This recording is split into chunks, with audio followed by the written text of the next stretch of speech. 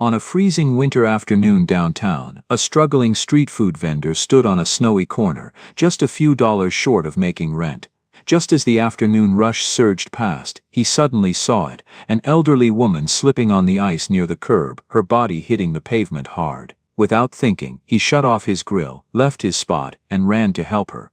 Little did he know that one act of kindness would completely change the direction of his life forever. Before we continue, tell us what time it is and where you're watching from. Subscribe and show some love, because tomorrow I've got something extra special for you.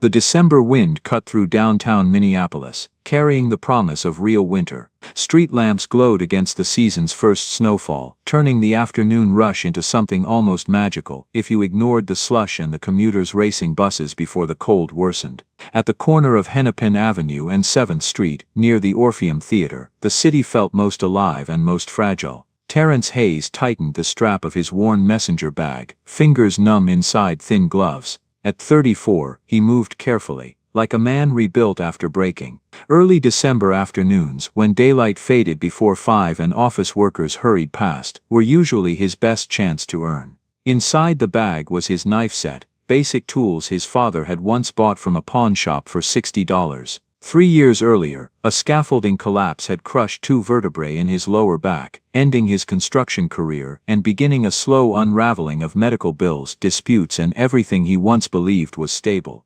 Today Terrence needed $47. Not 50, not 45, exactly 47. Rent was due in 3 days and he was short. His daughter Jasmine's winter coat fund would have to wait another week, despite his promises. The voice in his head, the one that sounded suspiciously like his ex-wife during their worst fights, whispered the familiar refrain, "You can't even take care of yourself, Terrence. How are you going to take care of anyone else?" The cold made his fingers stiff, made chopping vegetables harder with numb hands. But Terrence had learned that Minneapolis winters separated serious street food vendors from amateurs. Those who could endure the cold, who could cook with feeling despite numb fingers and chattering teeth, earned the grudging respect of commuters who understood what it meant to work in harsh conditions. He began preparing his small portable grill, compact enough to carry in his messenger bag, simple enough to set up in any doorway alcove. Hot sandwiches with grilled onions and melted cheese, simple but satisfying. After 3 years of street vending, Terrence had learned to read crowds like weather patterns. The afternoon rush before a snowstorm was good. People felt generous, aware of their own good fortune in having warm places to go. 3 blocks away, Margaret Sullivan stood in her culinary training center, Sullivan's Kitchen, established 1981, watching her son Richard pace back and forth like a lawyer presenting his closing arguments. At 71, Margaret had survived breast cancer, her husband's death, and 43 Minnesota winters. But she wasn't sure she could survive her son's latest business proposition. "Mom, be reasonable," Richard said, his expensive suit at odds with the professional kitchen equipment and teaching stations surrounding them. He was 46, a successful commercial real estate developer in Edina, and he spoke with the confidence of someone accustomed to closing deals. "The training center is hemorrhaging money. You haven't turned a profit in 2 years. The building alone is worth $3.2 million. We could sell, invest the proceeds, and you'd have a comfortable retirement." Margaret's left hand trembled, not just from the Parkinson's that had been stealing pieces of her coordination for the past 2 years, but from the barely contained anger she felt toward her only child. "This isn't about profit, Richard. Your father and I built this center to serve the community, to give young people access to professional culinary training they couldn't otherwise afford.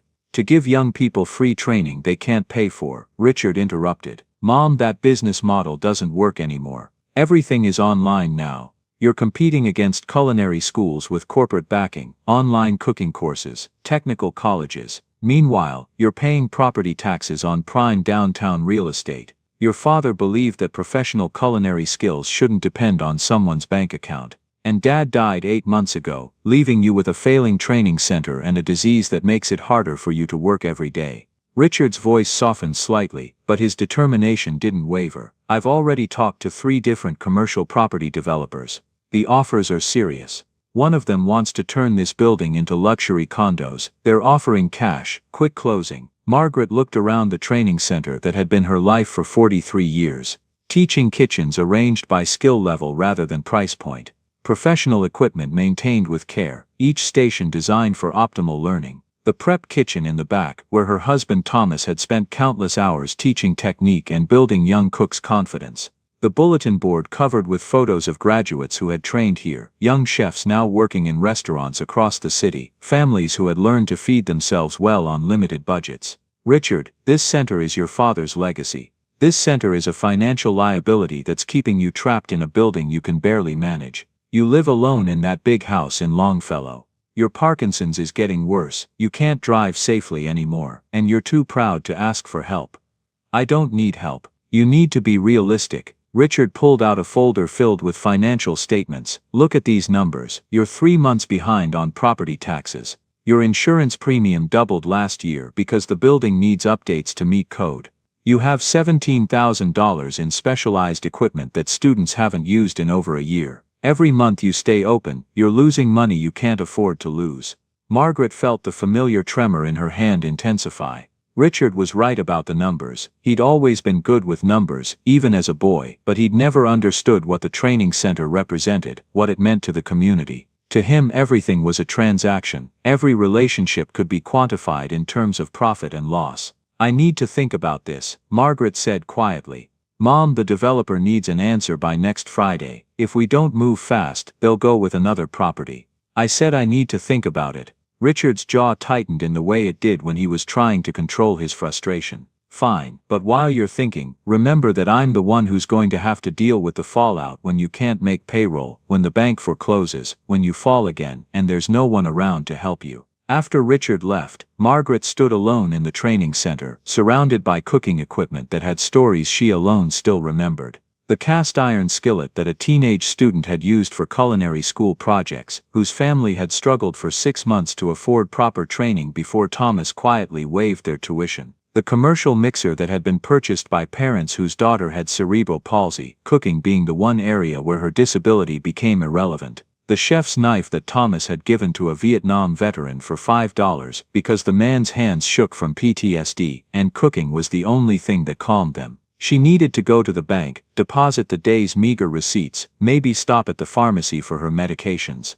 The snow was falling harder now, and she didn't trust her driving in these conditions. But Richard had taken her car keys last month, insisting it was too dangerous for someone with Parkinson's to drive in Minnesota winters. Margaret bundled into her coat, a heavy wool one that Thomas had bought her 15 years ago, still serviceable despite the worn cuffs, and began the 3-block walk to the bank. She'd make it there before closing if she hurried. The cold made her joints ache, made the tremor worse, but she'd lived through 43 Minnesota winters. She could handle a little snow. She was halfway down Hennepin Avenue when she caught the scent of something cutting through the cold air, grilled onions and melting cheese, the kind of aroma that suggested the cook understood something about comfort and warmth. Margaret found herself slowing down, drawn toward the smell despite the cold and her aching joints. A young black man, probably in his 30s, was cooking in a doorway alcove, his breath steaming in the cold air. He wore a thin jacket that was insufficient for December weather, and his fingers looked red with cold even from a distance. But his cooking was careful and deliberate, transforming the busy street corner into something more intimate, despite the falling snow. The smell reminded Margaret of Thomas, who used to hum while preparing stocks in the training center's kitchen on winter afternoons when classes were slow. For a moment, the weight of Richard's financial arguments felt less crushing, the 43 years less like a burden, and more like a story worth preserving. Margaret stood there watching, snow accumulating on her shoulders, until the vendor finished serving a customer. She reached into her purse to find a few dollars, but her gloved hands were clumsy with the tremor, and her purse slipped from her grasp. As she bent to retrieve it, her foot caught on ice hidden beneath the fresh snow. The fall happened in slow motion, her body pitching forward, her left wrist instinctively reaching out to break the fall, the sharp crack of pain that told her something had broken. She hit the ground hard, the impact driving the breath from her lungs. Snow soaked immediately through her wool coat. Her purse contents scattered across the sidewalk, wallet, keys, medications, the bank deposit bag with $63 in receipts from the day. Ma'am, don't move." Through the haze of pain and shock, Margaret heard rapid footsteps, then felt a gentle hand on her shoulder. "I'm Terrence," said the voice from the food vendor. "Can you tell me your name? Are you hurt?" Margaret looked up into the face of the young cook, kind brown eyes filled with concern, snow already accumulating in his hair. She tried to speak, but could only manage a gasp. Her wrist was screaming with pain. Okay, just breathe, Terrence said gently. He was already on his phone. I'm calling 911. Just stay still, help is coming. From his position kneeling beside her in the snow, Terrence assessed the situation with the practiced eye of someone who had seen construction site injuries. The woman's wrist was bent at an unnatural angle, definitely broken. She was conscious but clearly in shock, her breathing shallow and rapid. Elderly, well-dressed despite the worn coat, alone on a Minneapolis street corner in a snowstorm. Terrence looked back at his small grill, still sitting in the alcove with his afternoon's earnings in the cash box, $18, that represented the difference between maybe making rent and definitely not making it. The snow was falling harder now. In another few minutes, someone might take it, or the wind might scatter his money. Every practical instinct in Terrence's body screamed at him to secure his earnings, to let someone else handle this situation. He had his own problems. His own daughter was waiting for a winter coat he couldn't afford. His rent was due Monday, and he was short. His back was already aching from the cold, and kneeling on the frozen sidewalk would leave him in pain for days. But looking at this elderly woman lying in the snow, trying so hard to maintain her dignity while clearly terrified and in pain, Terrence heard his father's voice.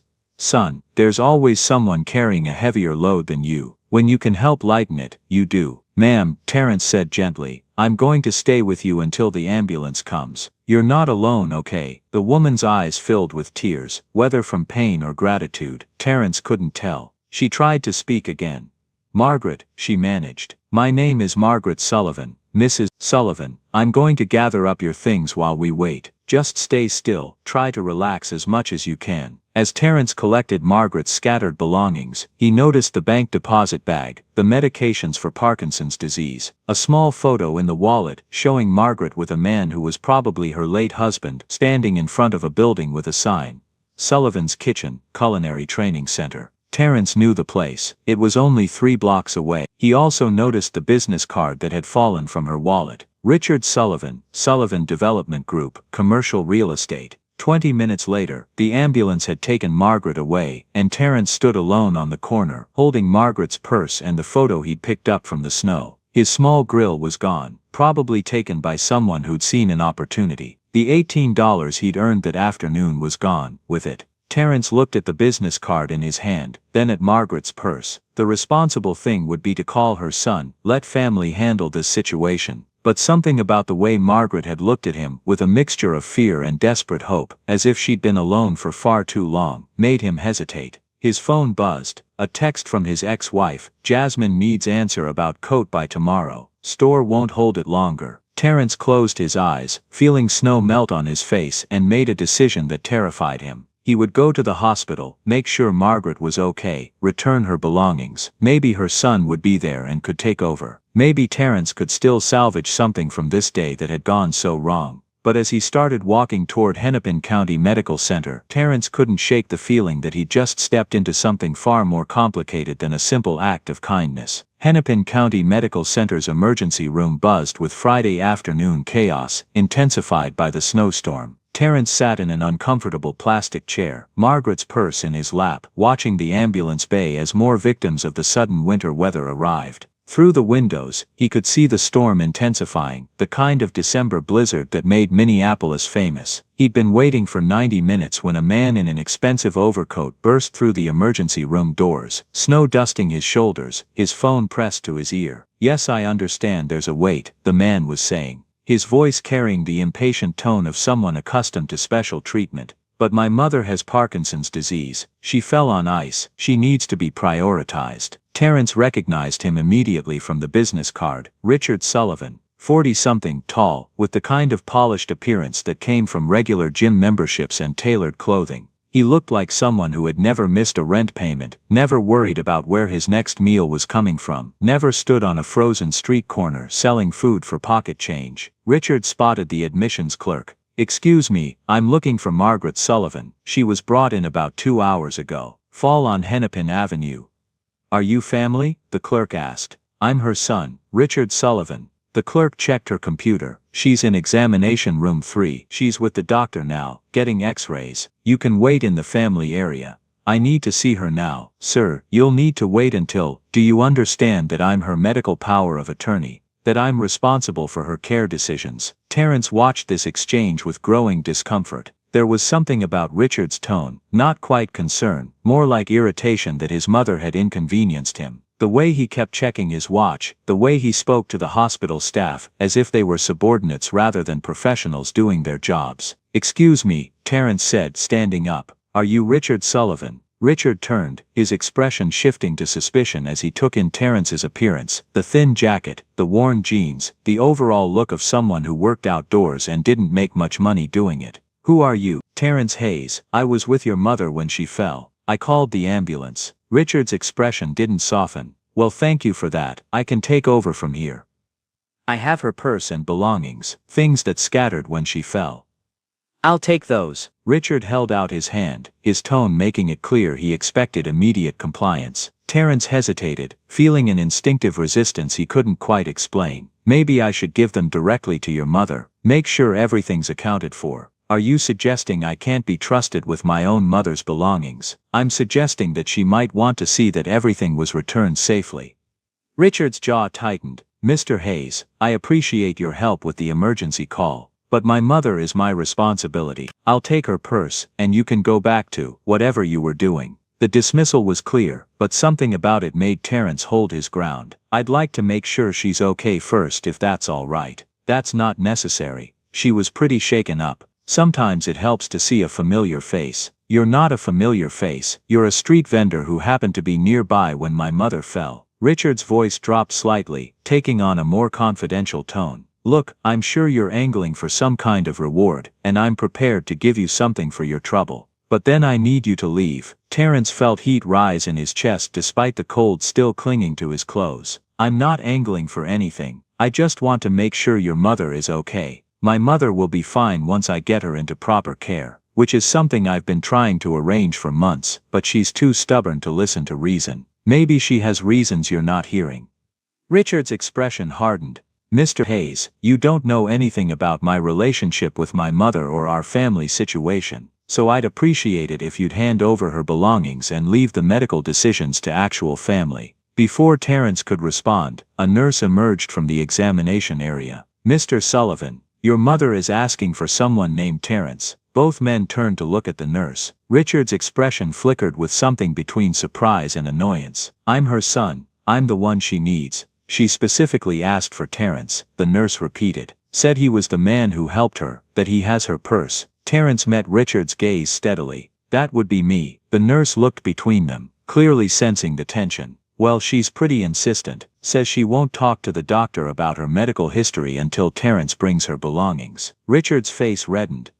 "That's ridiculous. I'm her son. I know her complete medical history. I'm just telling you what she said, sir." The nurse turned to Terrence. "If you'd like to follow me." As Terrence moved toward the examination area, Richard grabbed his arm. "This isn't over. I don't know what your game is, but my mother is vulnerable right now. If you're trying to take advantage of her, I'm trying to return her purse," Terrence said quietly, pulling his arm free. Nothing more. Margaret was sitting on an examination table, her left arm in a temporary splint, when Terrence entered. Despite the hospital gown, and the obvious pain she was in, there was something defiant in the way she held herself, a refusal to be diminished by circumstances.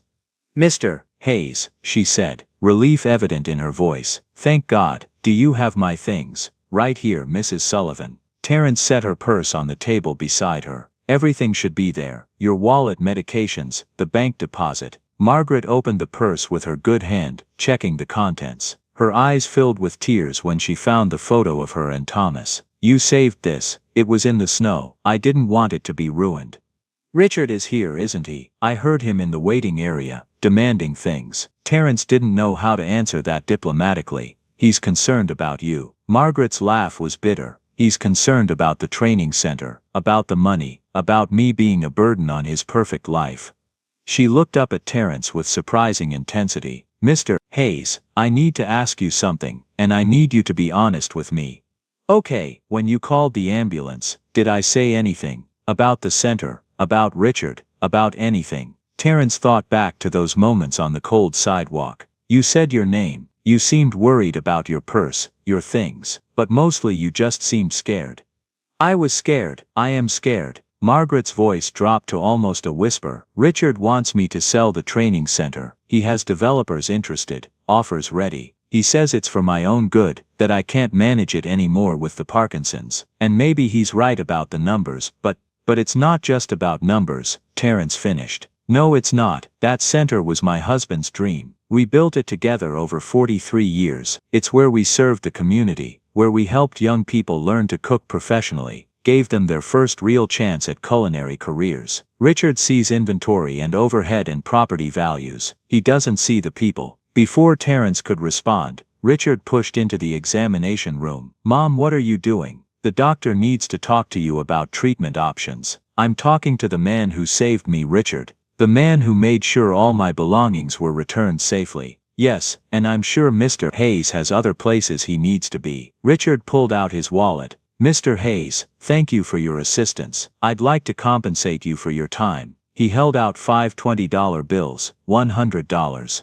Terrence stared at the money, feeling a complex mixture of pride, need and anger. $100 would more than cover the $47 he needed for rent. It would buy Jasmine's winter coat. It would mean he could eat something besides ramen for a few days. But taking it felt wrong in ways he couldn't fully articulate. It felt like being paid to disappear, to stop asking questions about why Margaret Sullivan looked so afraid of her own son. I don't want your money, Terrence said quietly. Richard's expression hardened.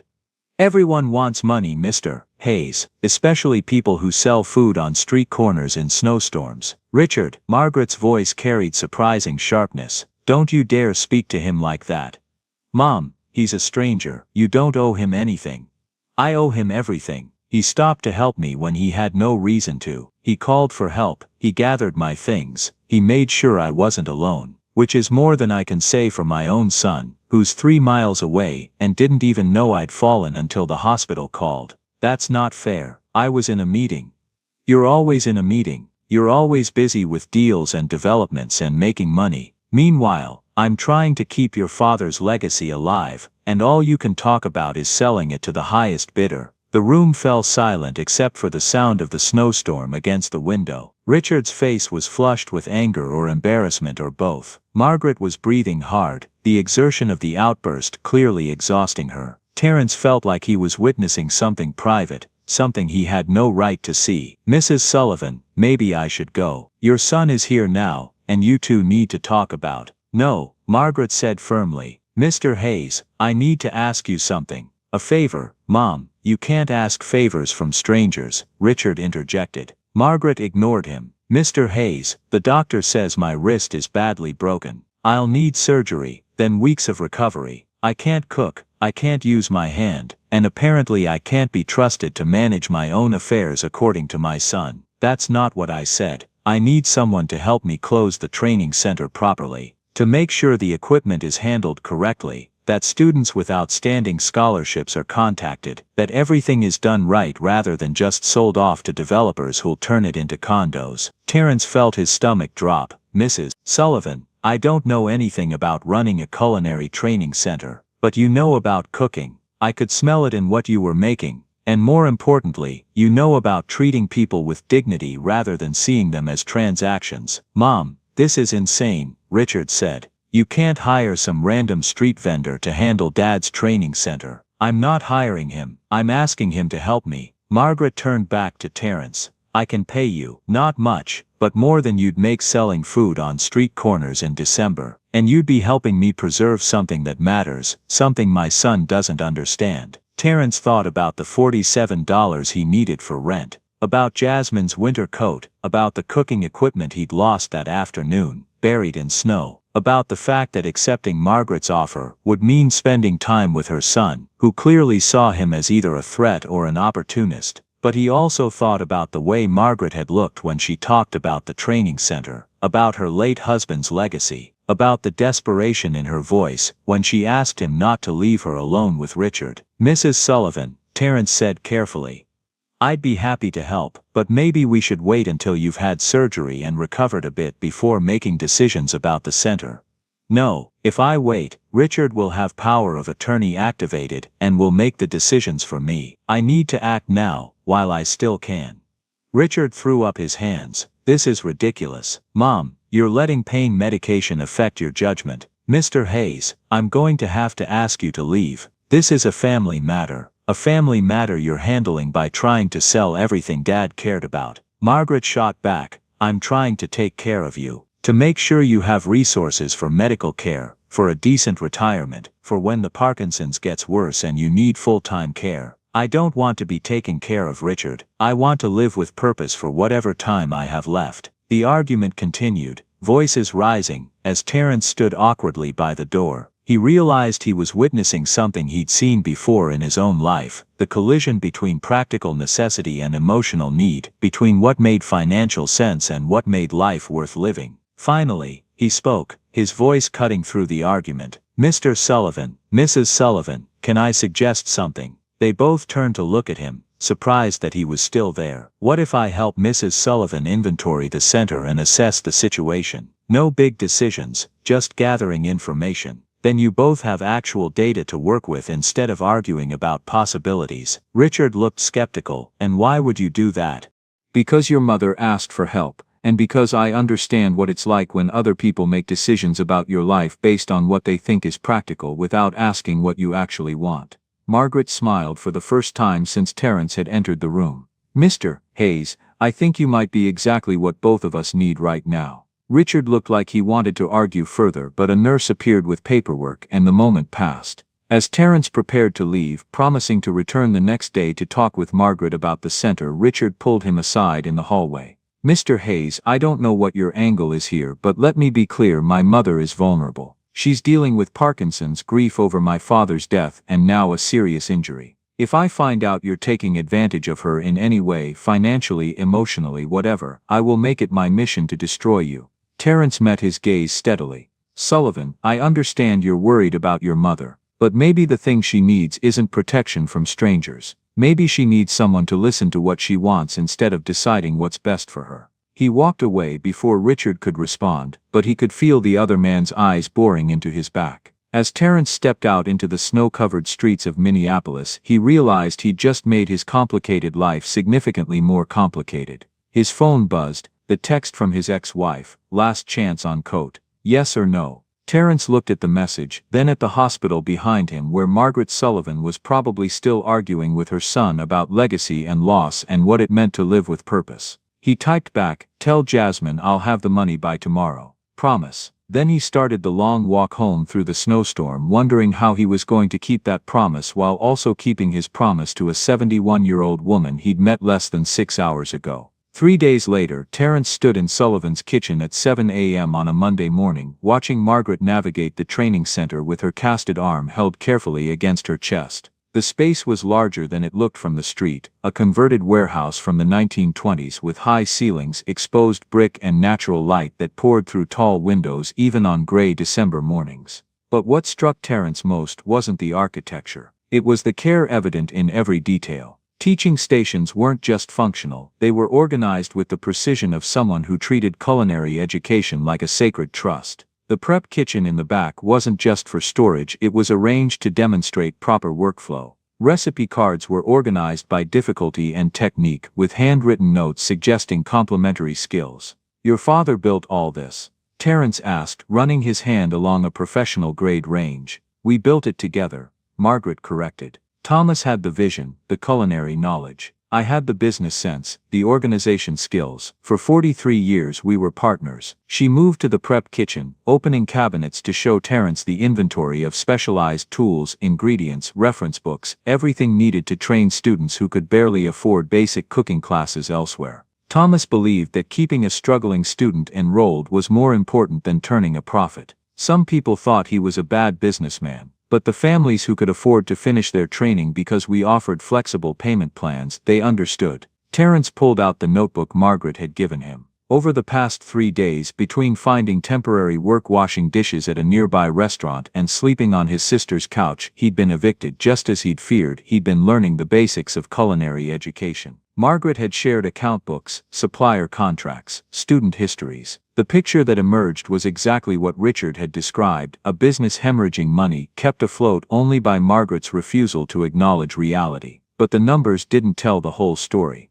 Mrs. Sullivan, Terence said carefully, I've been going through the accounts. Your son is right about one thing: the center is losing money. But what he's missing is that it's not because the business model is bad. It's because you've been using center profits to subsidize culinary training for students who can't afford it. Margaret's expression was defiant. So that's not sustainable. But it's also not the same as the center itself being worthless. Terrence showed her his calculations. If you stopped the subsidy programs, just ran it as a straight culinary school, the center would be profitable. Not hugely, but enough to sustain itself. I can't stop helping those families. I'm not saying you should. I'm saying that what you're doing is essentially running a non-profit using a for-profit business structure, which is why the numbers look so bad to someone like your son who only sees dollars in and dollars out. Margaret sat down heavily in one of the center's chairs, looking suddenly exhausted. Richard thinks I'm a foolish old woman throwing away his inheritance. Richard thinks in terms of asset values and return on investment. That's not wrong, it's just incomplete. You sound like you've given this a lot of thought. Terrence had given it a lot of thought, mostly during the sleepless nights on his sister's couch, trying to figure out how he'd gotten involved in a family drama that had nothing to do with him. Mrs. Sullivan, can I ask you something personal? At this point, I think you've earned the right. Why did you ask me to help instead of friends, or other business owners, or someone from your church community? Margaret was quiet for a long moment, her gaze distant. Do you know what happens when you get old and sick? People start treating you like you're incompetent. Like being 71 with Parkinson's means you can't make decisions anymore. Richard does it.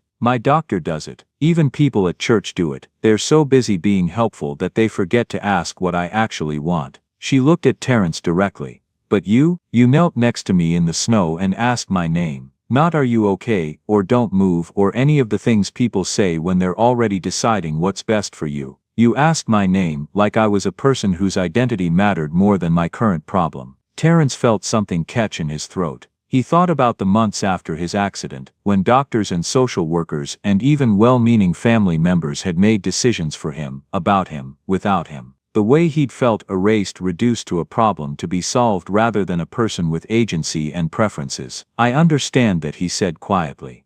I know you do. I could see it in your face at the hospital. Margaret's tremor was more pronounced this morning, making her words slightly shaky. Mr. Hayes, Terrence, I know Richard thinks I'm being foolish, holding on to something I should let go. And maybe he's partly right. But this center represents 43 years of Thomas and me building something that mattered. Not just to us, but to this community. I can't just hand it over to developers who'll turn it into luxury condos. So what do you want to do?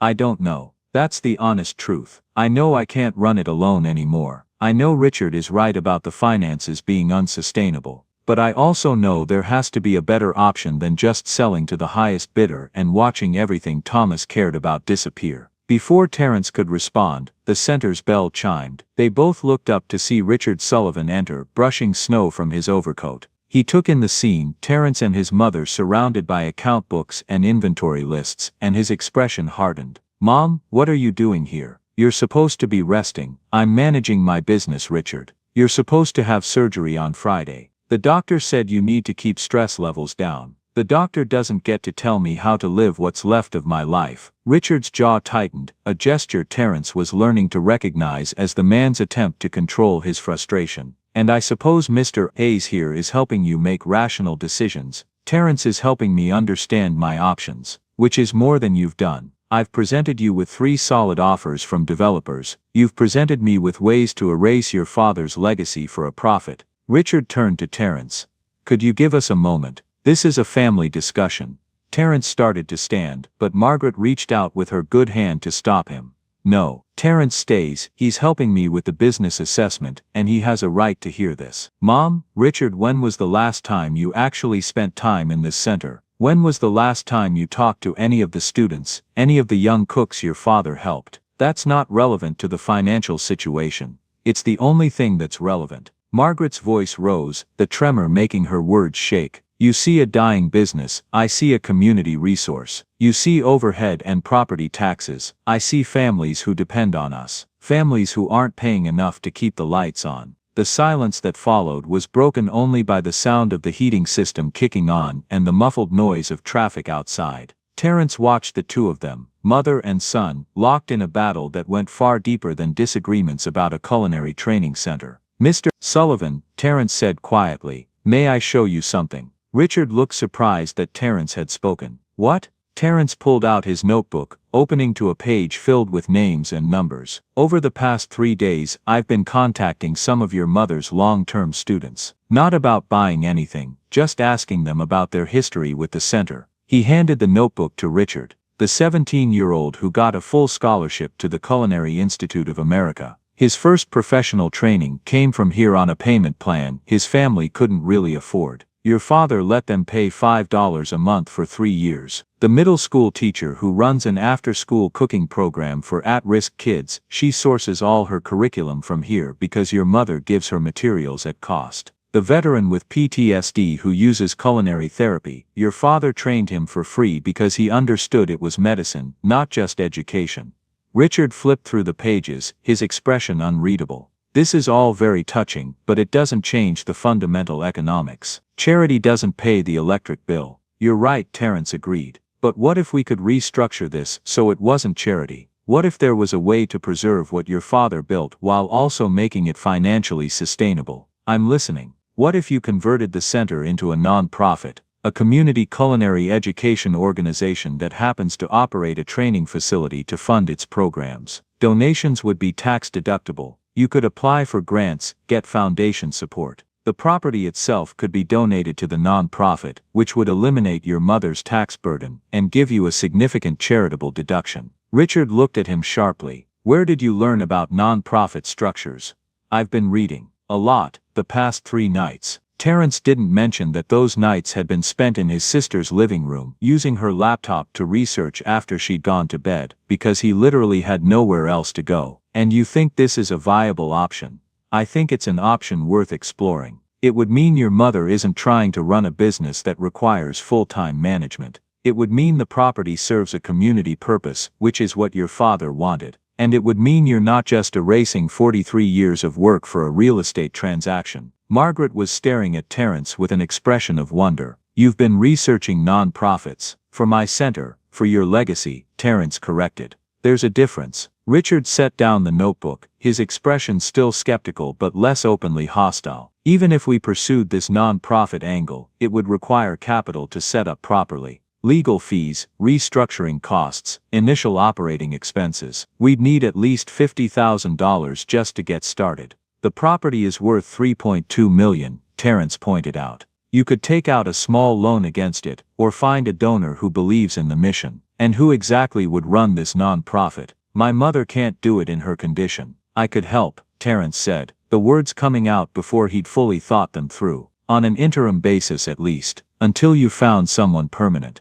Richard laughed, a short harsh sound. No offense, Mr. Hayes, but you're a street food vendor. You have no business experience, no credentials in education or non-profit administration, and frankly, I have no idea why you're even involved in this situation beyond some misguided white knight complex. Richard, Margaret's voice cracked like a whip, but Terence held up his hand. He's not wrong, Mrs. Sullivan. I don't have credentials, I don't have experience in non-profit management. What I have is understanding of what it's like to need help and have people either ignore you or try to fix you without asking what you actually need. He turned to Richard. Mr. Sullivan, you're right that I'm not qualified to run a non-profit permanently, but I am qualified to help your mother figure out what she wants, to research options, to do the groundwork while she recovers. And then you can hire someone with actual credentials to take over. And what do you get out of this arrangement? It was a fair question, and Terence had been asking himself the same thing for 3 days. He was homeless, broke, and getting involved in a family situation that would probably end badly regardless of his efforts. Your mother offered to pay me $400 a week to help inventory and assess the center. I need that money, but more than that. Terence paused, trying to put into words something he barely understood himself. More than that, I need to be part of something that matters. I've spent 3 years surviving, just getting from day to day. Your mother is giving me a chance to build something instead.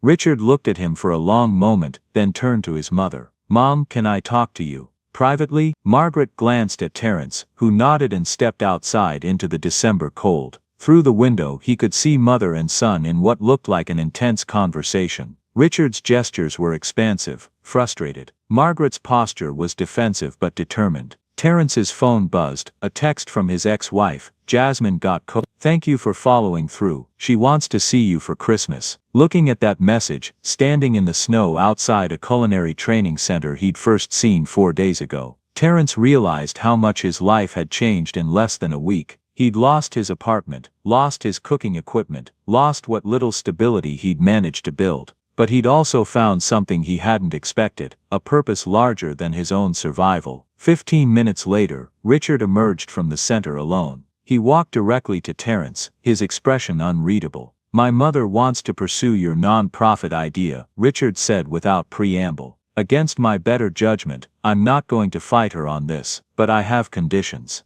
Okay, first you work under my oversight. I want weekly reports on how the money is being spent, what progress is being made. Second, we have a 3-month trial period. If this non-profit structure isn't viable by March, we sell the property and my mother accepts that it's over. Third, you get a background check, full financial history, criminal record, everything. Fair enough. And fourth, Richard's voice dropped, becoming more personal. If I find out you're taking advantage of my mother in any way, if you're stealing, if you're manipulating her, if you're doing anything except genuinely trying to help, I will not only fire you, I will prosecute you to the fullest extent of the law. Are we clear? Crystal clear. Richard studied him for another moment, then held out his hand. My mother believes you're some kind of guardian angel who appeared exactly when she needed help. I think you're an opportunist who happened to be in the right place at the right time. Let's see which one of us is right. Terrence shook his hand, noting the firm grip that was probably meant to intimidate. Mr. Sullivan, I hope you discover that people can be both practical and decent at the same time. We'll see. Richard pulled out a business card. Come to my office tomorrow morning at 9. We'll start the paperwork for the background check and set up the financial oversight structure. And Mr. Hayes, don't be late. I don't tolerate incompetence, regardless of how inspiring your story might be to my mother. After Richard left, Terrence went back inside to find Margaret sitting in her chair, looking exhausted but satisfied. He agreed. Terrence asked. He agreed. Though he made it very clear he thinks this is a terrible idea and that you're probably going to disappoint me. He might be right about that, or he might discover that his father would have liked you very much. Margaret smiled, though her hand was shaking more than usual. Terrence, can I ask you something? You've known me for 4 days. Why are you really doing this? Terrence thought about the question, about all the practical reasons and all the emotional ones, about his daughter and his father and the 3 years he'd spent just surviving.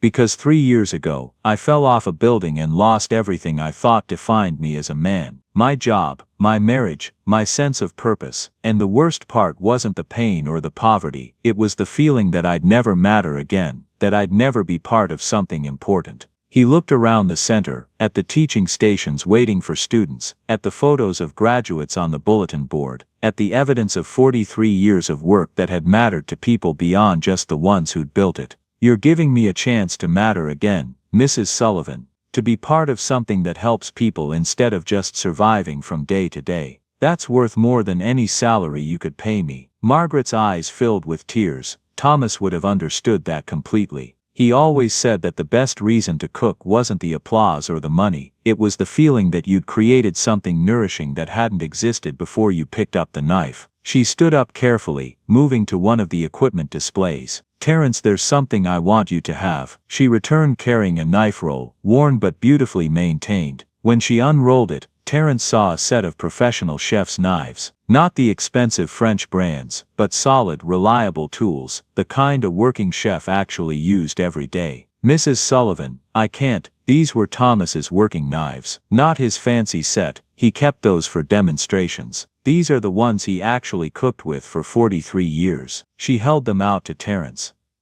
You lost your equipment helping me, and you understand something important, that the value of a tool isn't in its price tag, but in the skill and care of the person who uses it. Terrence took the knife roll with careful hands, feeling the weight of it, the history embedded in the worn leather. When he tested one of the blades, it was still sharp, meticulously maintained despite decades of use. Your father took care of these. Every night before closing he sharpened and oiled them. Said a chef who doesn't respect their tools, doesn't respect their craft. Margaret's voice was thick with emotion. I've been afraid to touch them since he died. But I think he'd want them used by someone who understands that cooking is about more than just food. It's about caring for people. I'll take care of them, Terence said quietly, and I'll use them the way he would have wanted to teach, to nourish, to build something that matters. I know you will. That's why I chose you. As Terence left the center that evening, Thomas's knife roll carefully protected against the cold, he felt the weight of more than just tools. He was carrying the legacy of a man he'd never met, the hopes of a woman who trusted him when she had no reason to, and the possibility of his own redemption. Standing on a Minneapolis street corner in December, snow falling gently around him, Terence understood that he was in the middle of his own story now. Not the story of survival he'd been living for 3 years, but something larger, a story about second chances, about legacy, about the ways that helping others could save you as much as you saved them. He set up his borrowed portable grill, his sister had lent him hers, and began to prepare food, his fingers finding new confidence with Thomas's knives, and what he created was different from anything he'd made before. More deliberate, more skilled, full of both precision and heart.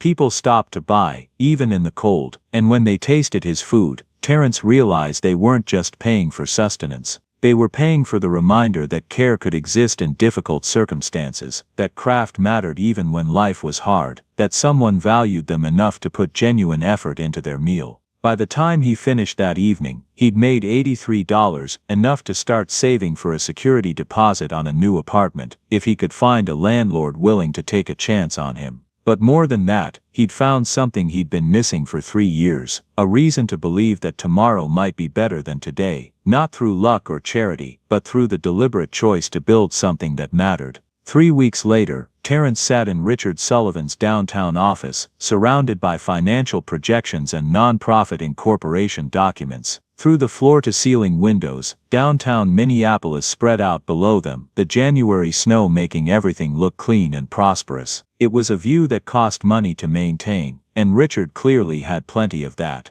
The background check had come back the previous week, clean as Terence had known it would be. Richard hadn't said much about it, just a curt nod and we can proceed. But Terence had noticed the slight shift in Richard's demeanor, a fraction less hostility, a degree more willingness to listen. The initial numbers don't make sense, Richard said now, tapping his pen against a spreadsheet. You're projecting that we can serve twice as many students with half the staff costs. That's not realistic. It's realistic if we use a mentorship model, Terence explained, pulling up his proposal on his laptop. Older students who've been in the program for a year become mentors to younger students. They earn minimum wage for teaching basic skills, which costs us less than hiring professional instructors, and they get leadership experience that looks good on culinary school applications. Richard leaned back in his expensive leather chair. That's actually not a bad idea. Where did you learn about mentorship models? I've been talking to people who run similar programs in other cities. There's a nonprofit in Detroit that does almost exactly what we're planning.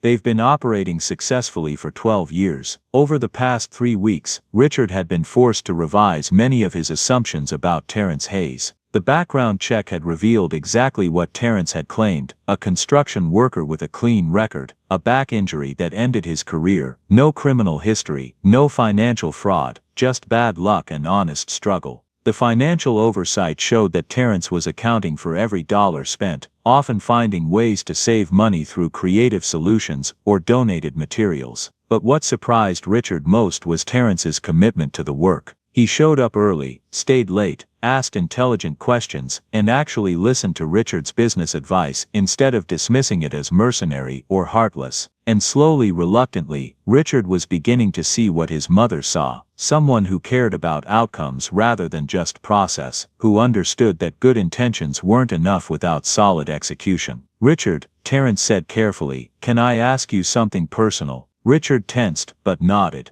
Go ahead. Why do you hate the center so much? And don't say you don't. I've watched you for 3 weeks, and every time we talk about it, your whole body language changes. Richard was quiet for a long moment, staring out at the Minneapolis skyline. I don't hate the center, I hate what it represents, which is my childhood, my parents' priorities, the way culinary training always came first, ahead of everything else, including me. Richard turned away from the window, his expression more vulnerable than Terence had ever seen it. Do you know what it's like growing up in a family where teaching other people's kids gets more attention than you do? Where your parents will drop everything to help some struggling student afford training, but they miss your basketball games because they're at the center? That sounds lonely. It was, and the worst part was, I couldn't even be angry about it because everyone thought my parents were saints. The Sullivans, always helping the community, always putting others first. Never mind that their own son felt invisible. Richard laughed bitterly. I grew up surrounded by cooking, and I hate it. Every knife in that center reminds me of something my parents cared about more than they cared about me. Terrence thought about his own daughter, Jasmine, about the ways his accident and subsequent struggles had affected her life, about the times he'd missed because he was dealing with pain or poverty or depression. I understand that more than you might think, do you? Because from where I sit, you're walking the same path my parents did, sacrificing your own stability to help other people, convincing yourself it's noble when really it's just another form of neglect. Maybe, or maybe there's a middle path, where you help others without abandoning your own responsibilities, is there? Because I haven't seen it. Richard pulled out his phone, showing Terrence a photo of two teenagers. My kids, Ethan is 17, Madison is 15. They live with their mother in Edina. I see them every other weekend if I'm lucky, less if I'm busy with work, which you often are, Terrence guessed. Which I often am, because I learned from the best that work comes first, people come second.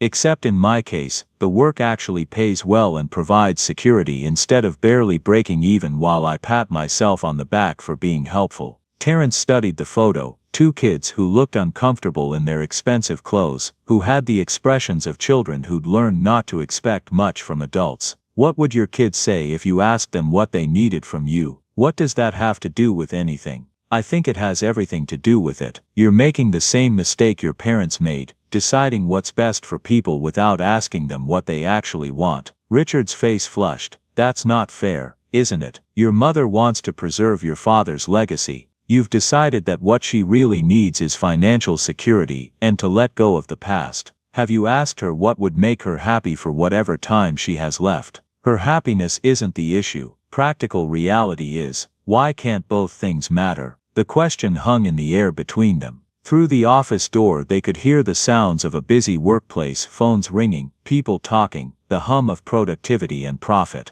Richard had built all of this, had created something tangible and successful. But Terrence could see the cost written in the tension around his eyes, in the way he checked his phone constantly as if afraid of missing something important. Mr. Hayes, Terrence, I appreciate what you're trying to do for my mother, Richard said finally, but don't mistake me for someone who's going to have some great awakening about the value of art over commerce. I made my peace with my childhood a long time ago. Did you? Because it seems like you're still fighting the same battle just from the other side. Before Richard could respond, his phone rang. He looked at the screen, and his expression shifted to something between annoyance and guilt. I need to take this. It's my daughter. Terrence started to leave, but Richard waved him back. Madison, what's up? Even from across the desk, Terrence could hear the teenage girl's voice, emotional and upset. Richard's responses were careful, measured. I understand you're upset, but, yes, I know the showcase is important to you. Madison, your mother and I agreed on the custody schedule. I can't just change my plans because... The conversation continued for several minutes, Richard's voice growing more strained. Finally, Madison, I have to go. I'll call you tonight, and we can talk more. I love you too.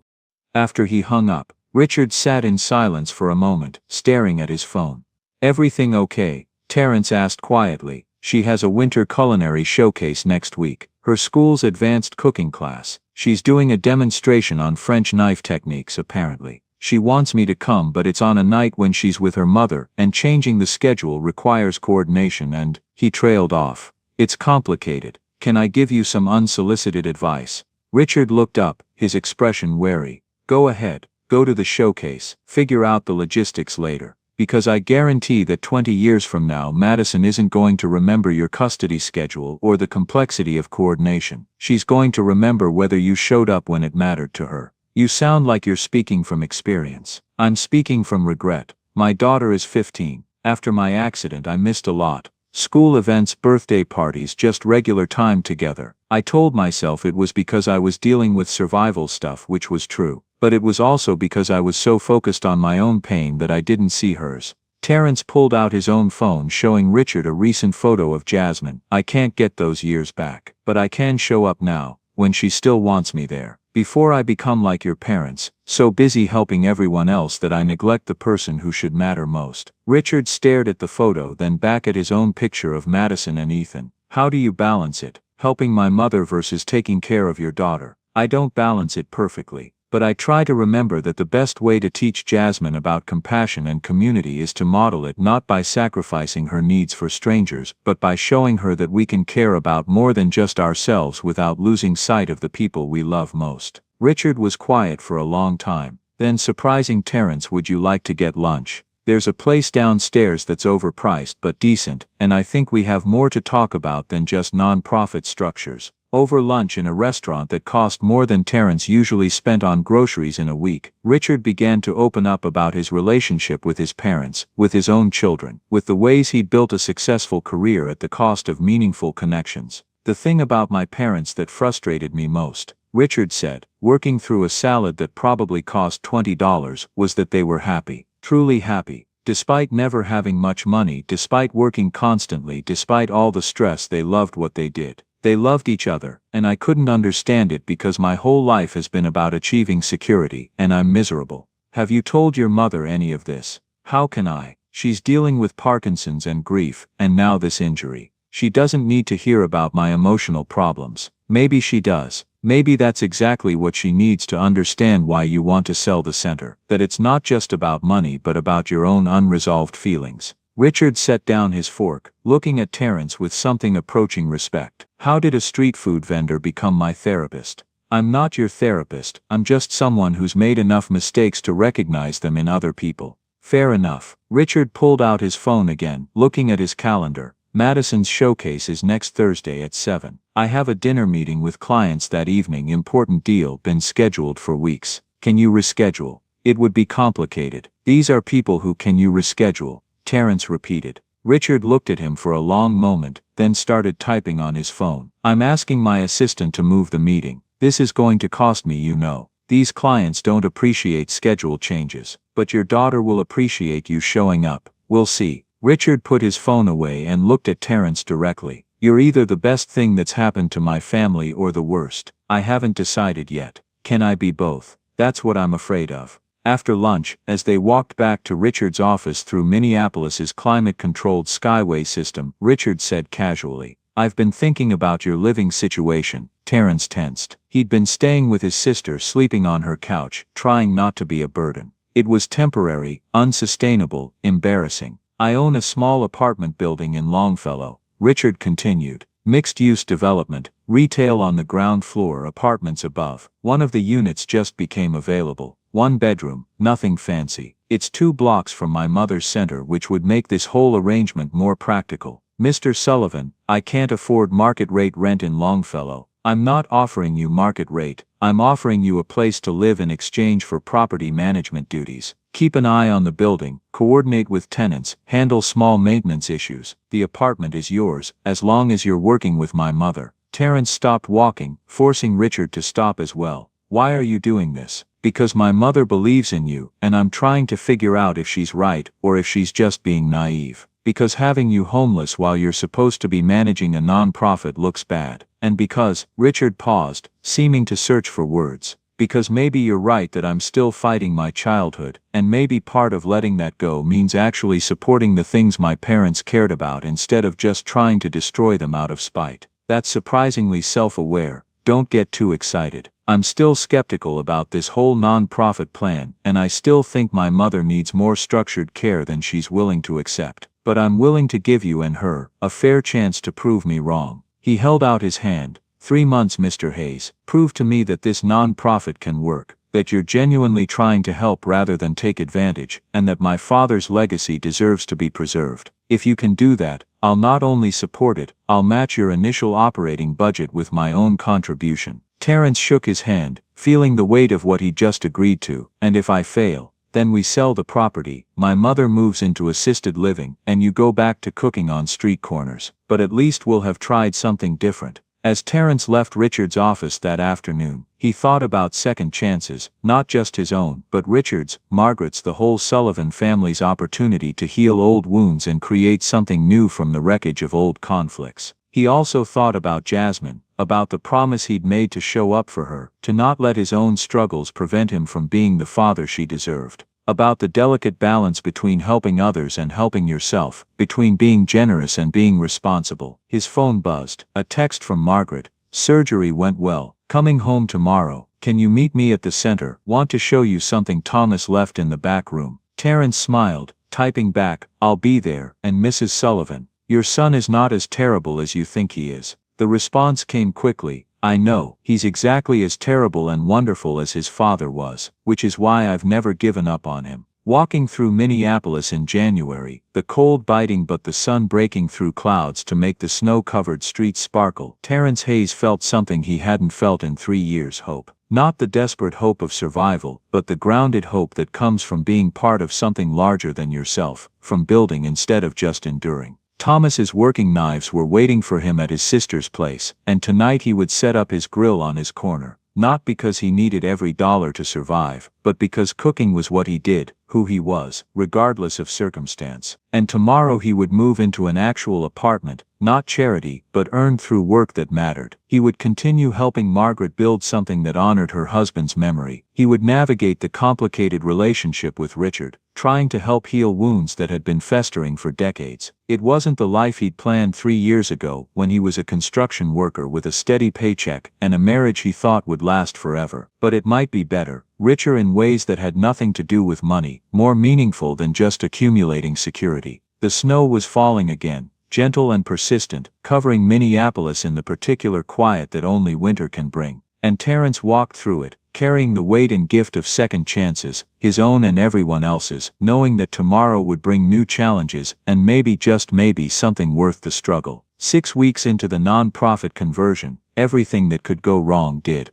The legal fees exceeded estimates by 40%. 2 major donors who'd expressed interest pulled out when they learned about Margaret's Parkinson's, concerned about leadership stability. The city permitting office flagged the building for code violations that would cost $15,000 to remedy. And Richard's patience was wearing thin. Terrence stood in the center on a Tuesday morning in late February, surrounded by violation notices and rejected grant applications, wondering if he'd made a terrible mistake. Margaret sat in her usual chair, her cast recently removed, but her hands still weak, her tremor more pronounced from stress. I'm sorry, Terrence said quietly. I thought I could make this work. You have made it work. We're still standing, aren't we? Barely. And Richard is going to pull the plug at the March deadline. We're not even close to demonstrating viability. As if summoned by the mention of his name, Richard entered the center, his expression grim. We need to talk, all of us. He set down his briefcase and pulled out a folder. I've received 3 new offers for the property, all above our initial asking price. One developer is willing to close in 30 days, cash offer, no contingencies. Richard. Margaret started, but he held up his hand. Mom,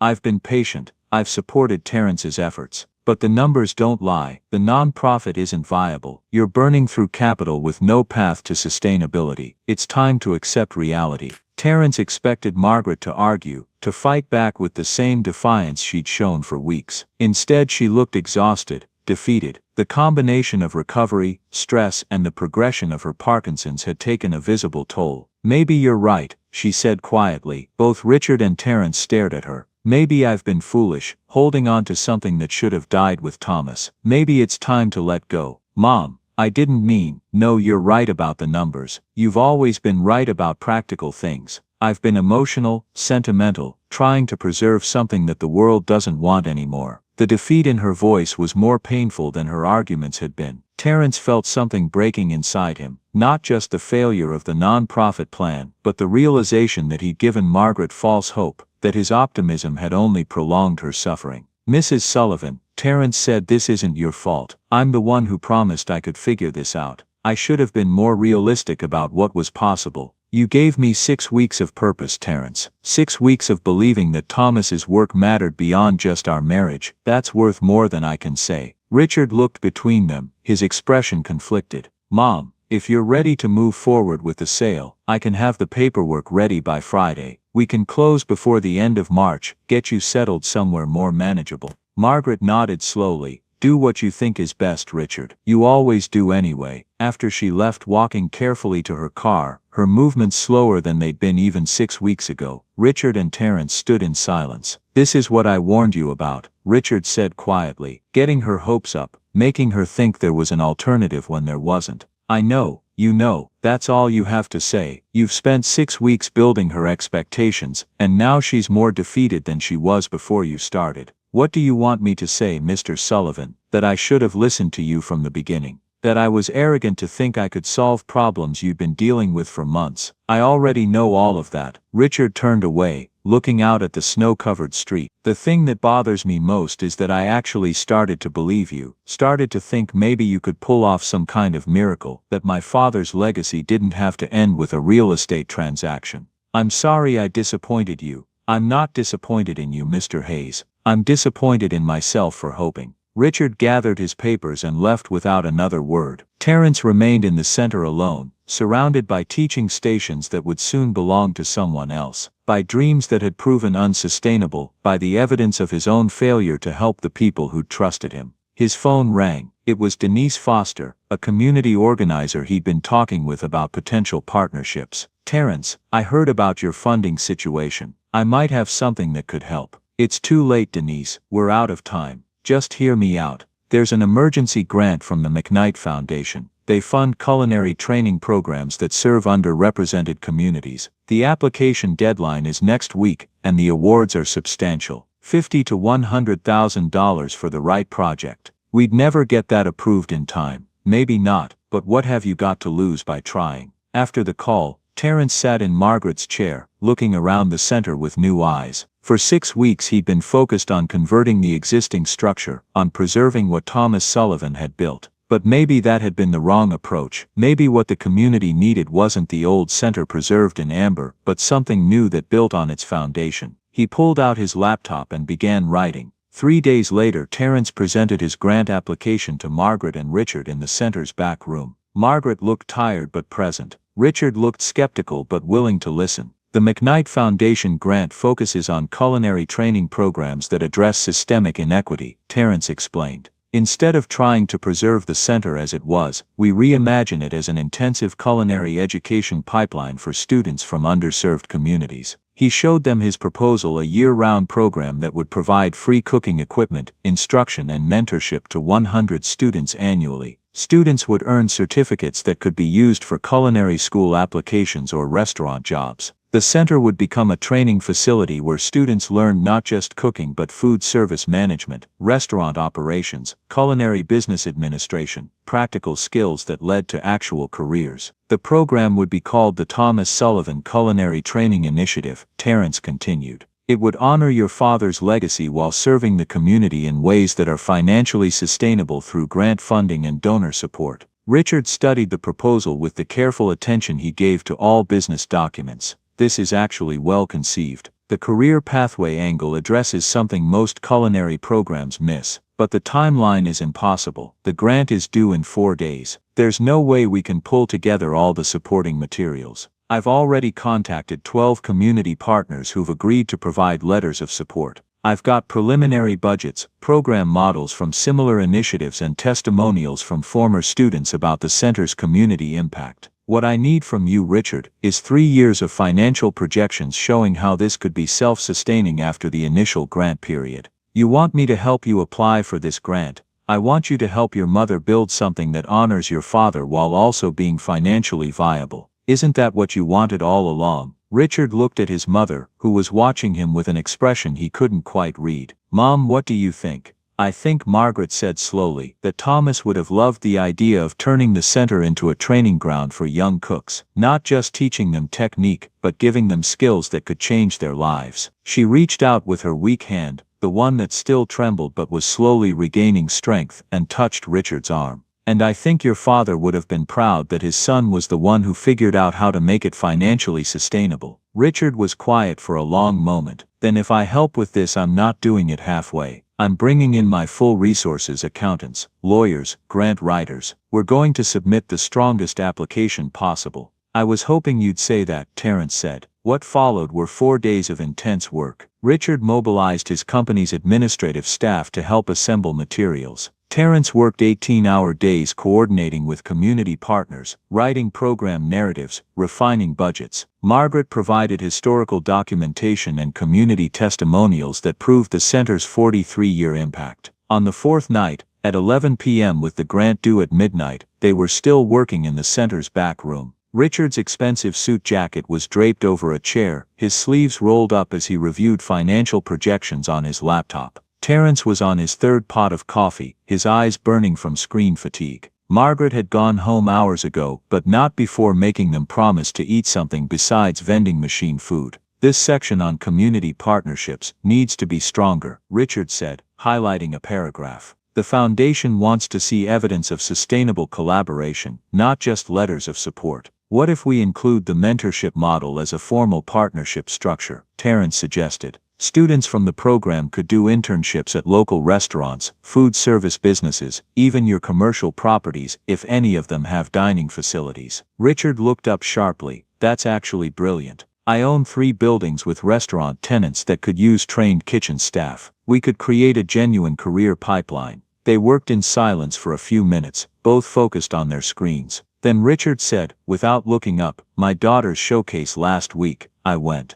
"You were right about that. How was it?" "She demonstrated classic French knife techniques. Julienne Brunoise, chiffonade, all the cuts my father used to talk about. She was nervous, made a few mistakes, but her instructor said she has real potential." Richard's voice caught slightly. "Afterward, she introduced me to her teacher, told her that her dad never misses her important events." "That sounds like a second chance to me." "I've been thinking about that, about second chances, about what my father built, about what you said regarding balance." Richard saved his document and turned to face Terrence directly. "I've spent 15 years being angry at my parents for choosing the center over me. But watching you work with my mother these past weeks, I've realized something." "What's that?" "They didn't choose the center over me. They chose purpose over comfort, community over isolation, meaning over security. I interpreted that as rejection because I was a kid who wanted attention. But maybe the real lesson was that a life focused only on personal success is empty." That's a pretty significant realization. It's an uncomfortable realization, because it means I've built my entire adult life in reaction to something I misunderstood. Richard looked around the center, seeing it differently than he had before. This place, what my parents created here, it wasn't perfect. They did neglect me sometimes, but they also showed me what it looks like to care about something bigger than yourself. And now you're doing the same thing, helping your mother, supporting this project, even though it costs you time and resources. Or maybe I'm finally becoming the son they deserved instead of the bitter heir I've been for 15 years. At 11:47 p.m., they submitted the grant application. Terrence hit the final button, then sat back, exhausted.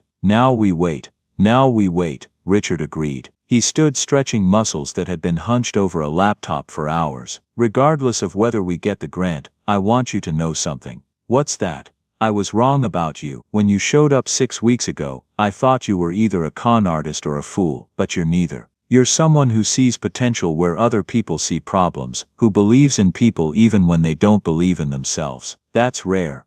Terrence felt unexpected emotion rise in his throat. "Thank you. That means more than you know. I'm also extending your housing arrangement indefinitely. Whether this grant works out or not, you've earned a place to live that isn't dependent on this project's success." "Mr. Sullivan," Richard. "After 4 days of working together past midnight, I think we can use first names." "Richard, I don't know what to say."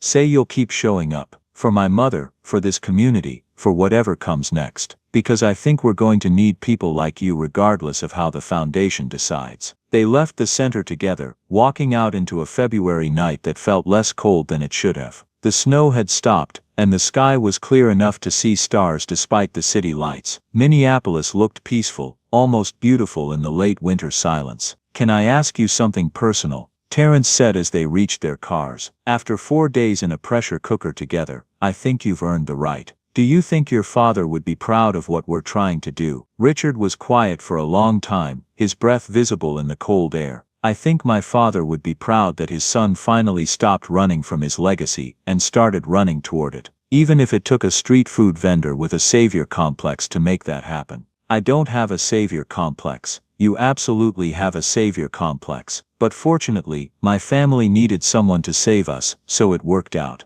They drove away in separate directions, Richard toward his expensive house in Edina, Terence toward his small apartment in Longfellow. But for the first time since that snowy afternoon 6 weeks ago, Terence felt like they might actually pull this off, not because the grant would definitely come through, but because they'd become something more than a street food vendor and a skeptical son. They'd become partners in something that mattered. His phone buzzed as he pulled into his parking spot. A text from Margaret. Richard just called. He told me about the grant application, about working together. He sounded happy, really happy. Thank you for giving me my son back. Terence sat in his car, reading that message over and over, understanding for the first time that helping Margaret had never been just about saving a culinary training center. It had been about healing a family, about showing a son and mother how to see each other clearly, about demonstrating that love sometimes means letting go of old wounds to build something new. He thought about his own daughter, about the ways his struggles had affected their relationship, about the second chance he'd been given to be the father she needed, about how helping others had somehow helped him become the person he'd always wanted to be. Thomas's working knives were in the back seat, and tomorrow he would set up his grill on his corner, not because he needed the money anymore, but because cooking was how he made sense of the world. Because standing on that corner, creating nourishment in difficult circumstances, was its own form of ministry, no different from what Thomas Sullivan had done in the center for 43 years. The snow began falling again, gentle and persistent, covering Minneapolis in the particular quiet that only winter can bring.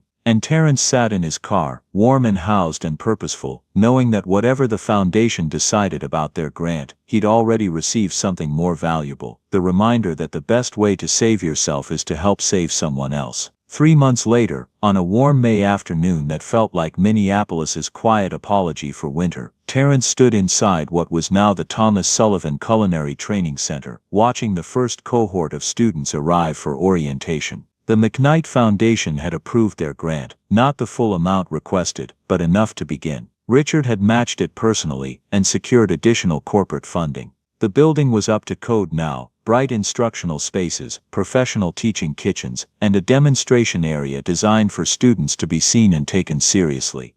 Still, the most important transformation wasn't physical. 40 students had been accepted. Teenagers from North Minneapolis, St. Paul's East Side and neighborhoods where culinary education had disappeared years ago. Many came from immigrant families, single-parent households, communities where opportunity often felt distant and conditional. Terence watched them move through the space, eyes wide as they realized this wasn't symbolic or temporary. This was real. He recognized himself in their cautious excitement, talent without direction, potential without access. They're excited, Margaret said beside him. She moved more slowly now, Parkinson's visible in her steps, but her presence was steady. Thomas would have loved this. I think he'd be proud of what you built. She smiled. What we built.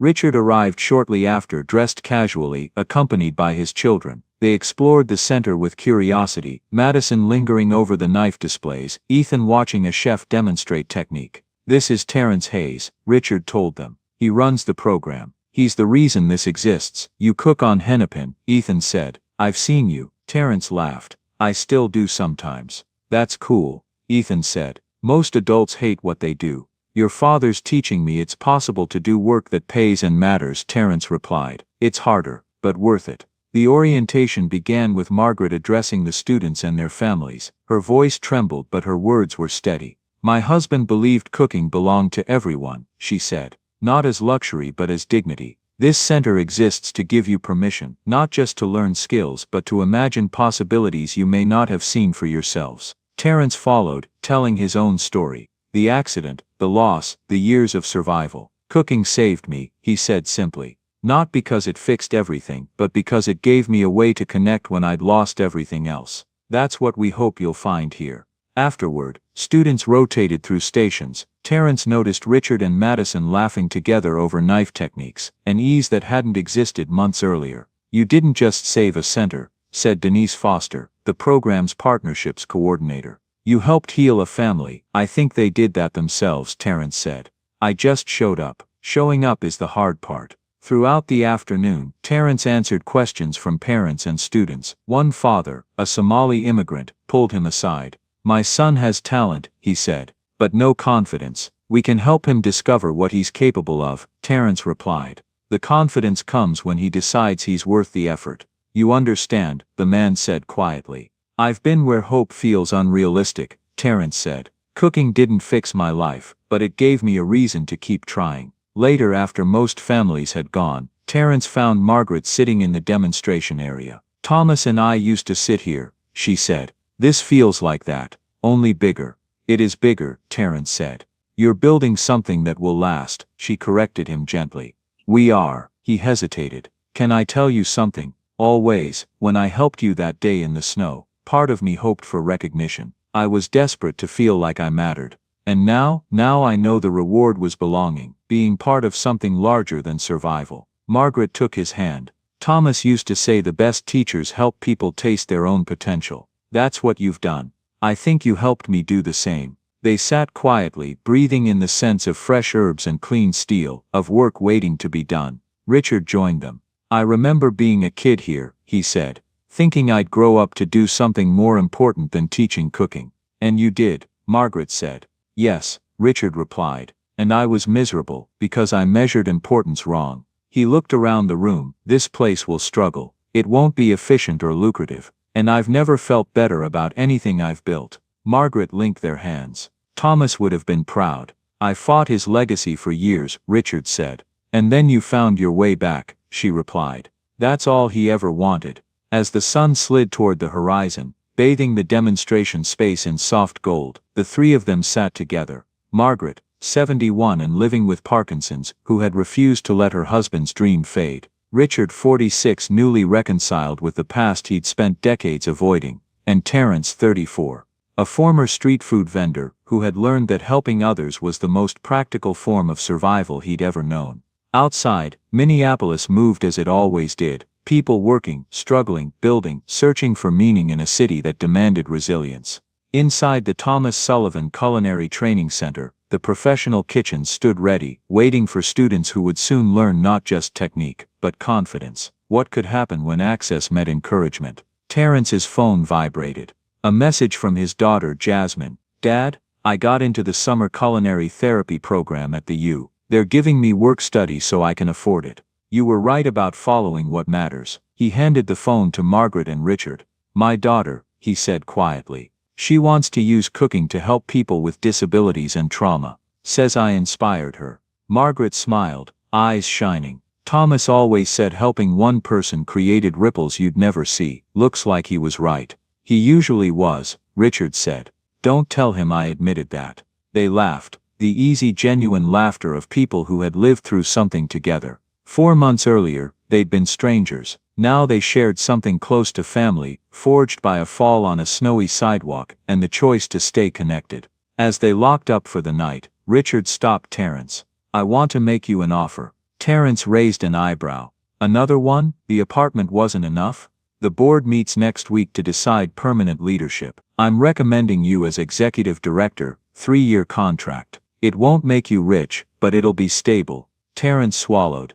I don't have the credentials. You have lived experience, real connection to the community, and you see potential where others see problems. And you've proven you can build something real. That matters more than a degree. And the board? They think I'm crazy, but they trust me, and I trust you. So ready to stop surviving and start building. Terence looked around the center, the empty kitchens waiting for hands, the space where lives would change. Yes, he said. On one condition, name it. I still get to cook on hennepin sometimes. Not for money. Just to remember that care belongs everywhere, even on a cold street corner. Richard smiled. Deal. They stepped into the warm May evening together, unhurried, the city alive with end-of-day energy. People heading home, to restaurants, to theaters, caught in the familiar dance of obligation and hope. You know, Richard said, 4 months ago, if someone told me I'd be running a non-profit with my mother and a street food vendor, I'd have called them insane. And now? Terence asked. Now it's the sanest thing I've ever done. They parted ways, Margaret home to Longfellow, Richard to his children, Terence to his apartment 2 blocks away. Separate paths, but no longer separate lives. That evening Terence returned to his old corner with Thomas's knives. He cooked not for money, but for joy. Some people recognized him from the news. Others were drawn by the smell. When they tried to pay, he pointed them to the center's donation page. "There are 40 students who need a chance," he said. "That's where the money should go." A woman stopped to talk. "I heard what you did for Margaret Sullivan. That's a beautiful story." "It's not just mine," Terrence replied. "I just showed up." "That's the hardest part," she said. "Showing up when you're already struggling." He thought of that December afternoon, of choosing to help when he had almost nothing. "That's when it matters most," he said. "Not to be a hero, but to remember you're part of something bigger." She donated generously and left smiling. Terrence kept cooking. His back still ached. His hands still cramped. The past hadn't vanished, but what he made was honest, real.